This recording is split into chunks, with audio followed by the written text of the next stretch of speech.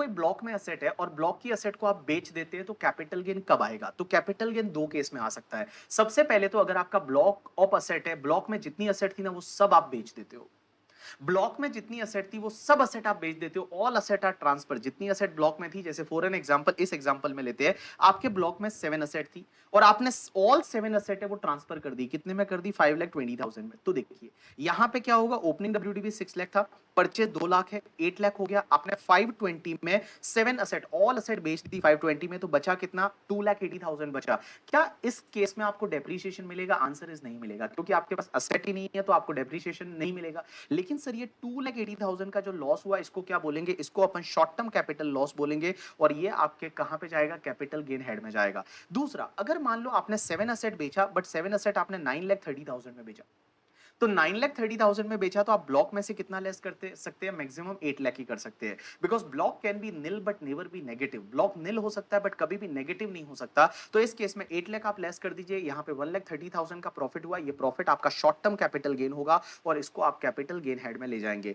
तो मैं simple word में आपको ये बता दूं कि ब्लॉक में जितनी असेट है अगर आप सब असेट ट्रांसफर कर देते हैं, मींस ऑल असेट अगर आप ट्रांसफर कर देते हैं, तो उस केस में आपको क्या होगा? या तो शॉर्ट टर्म कैपिटल गेन होगा या शॉर्ट टर्म कैपिटल लॉस होगा। अगर आपका selling price opening WDV plus purchase से ज्यादा है तो यहां पे शॉर्ट टर्म कैपिटल गेन होगा, और अगर आपका selling price opening WDV plus purchase से कम है तो आपको शॉर्ट टर्म कैपिटल लॉस होगा। यहां कभी भी डेप्रिसिएशन नहीं मिलेगा। अब एक और चीज समझना, अगर आप कोई पार्ट ब्लॉक ट्रांसफर करते हैं, पार्ट ब्लॉक का मतलब होता है कि कुछ असेट आप अगर ट्रांसफर करते हैं, तो क्या कैपिटल गेन हो सकता है? क्या एक केस में हो सकता है। आपने अगर पार्ट ब्लॉक मींस कुछ असेट ट्रांसफर की लेकिन उसका सेलिंग प्राइस है वो ओपनिंग डब्ल्यूडीवी प्लस परचेज से ज्यादा हो जाए, मींस आपके ब्लॉक में जो ओपनिंग डब्ल्यूडीवी प्लस परचेज है उससे ज्यादा अगर आपका सेलिंग प्राइस होता है, तो उस केस में जितना भी एक्सेस है वो तुम्हारा शॉर्ट टर्म कैपिटल गेन है वो माना जाएगा। जैसे यहां पे आप देखिए, आपके ब्लॉक में ओपनिंग डब्ल्यूडीवी 6 लाख था, आपके पास 5 असेट थी, आपने 2 असेट और खरीदी 2 लाख में, टोटल 8 लाख हुआ और टोटल 7 असेट हो गई। अब आपने क्या किया? 7 में से 4 असेट बेची, बट 4 असेट का जो सेलिंग प्राइस है वो 9,10,000 है।